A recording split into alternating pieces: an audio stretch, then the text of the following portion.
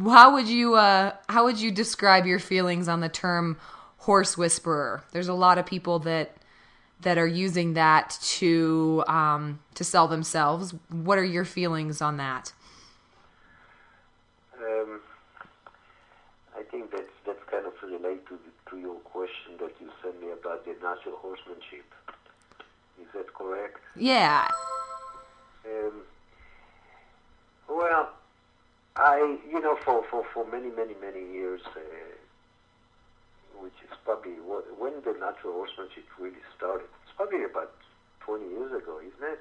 About that time. As far as using the term, I think it's probably been in use for a lot longer than that. But the term, Really? you're right. About 20 years is how long people have been utilizing Right. that No, no. term. I'm not talking about practicing that, but I'm talking about when it came up to the headlines. I think it's probably was about 15, 20 years ago. Yep, you're right. And I really think that when it came out, the idea was a great idea because I think that people finally realized. But when the natural horsemanship came about, I think that was almost kind of a revolution in a world. Period. People start looking at education in different ways. People kind of figuring it out that it's worth it to be kind because if you're not kind, you're not going anywhere. And it took effect not just on horses; it took effect on people on the same time.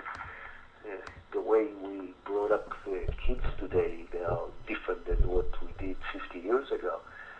Uh, I don't know. You probably never got spanked, did you? Oh, I did. I'm You from did? Montana. We still spank our kids there. Okay. Well, today you don't spank kids anymore. It's kind of a more natural kid raising.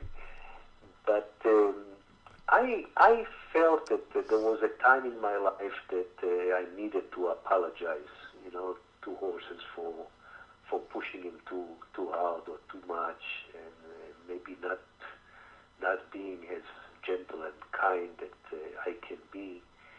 But what we need to realize too, on the other hand, is that we breed different horses today than we bred 50 years ago.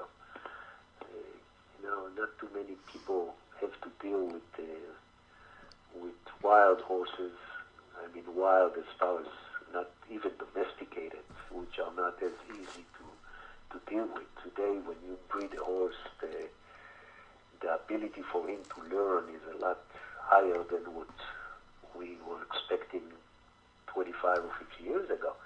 So I think the whole horsemanship idea kind of changed because the horses that we're dealing with change.